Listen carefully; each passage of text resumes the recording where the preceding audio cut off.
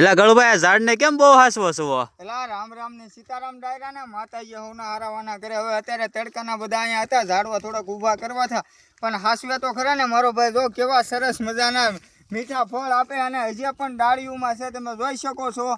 તો આ જાંબુડો અવડોમ થશે તોય ફળ આપે છે. તો વિચાર કરો કે જ્યારે બહુ મોટો થાય છે ત્યારે એમાં કેટલા બધા ફળ ખાય. અમે તો ખાવું, હારોર પક્ષી ખાય અને બધા ખાવું અને બધાને મોજ આવશે. પણ મારો ભાઈ આજે જો બધા છે, હું છું, બિપિનભાઈ છે, સંજયભાઈ છે, જયપાલભાઈ અને બધા સાથી મિત્રો છે.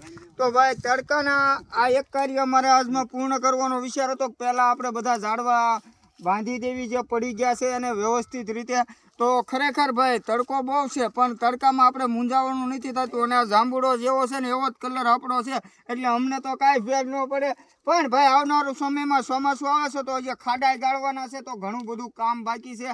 માણસો ઓછા છે, કામ જાજુ છે, પણ કાંઈ વાંધો નહીં, આપણે મહેનત કરતા રહીશું. પણ તમે જય બજરંગી ફેસબુક પેજને ફોલો કરી અને સપોર્ટ કરતા રહેજો. આ ભાઈ છે જાંબુડાની વાટે કે વિડીયો પૂરો થાય ને પછી જાંબુડા લઈ ખાઈ જાય. પણ કાંઈ વાંધો નહીં, વધારેમાં વધારે મારો ભાઈ વિડીયો શેર કરજો. અને જાંબુડામાં છે ને એક નંબર છે, કહેજો મારો ભાઈ કેવું ફળ છે એ.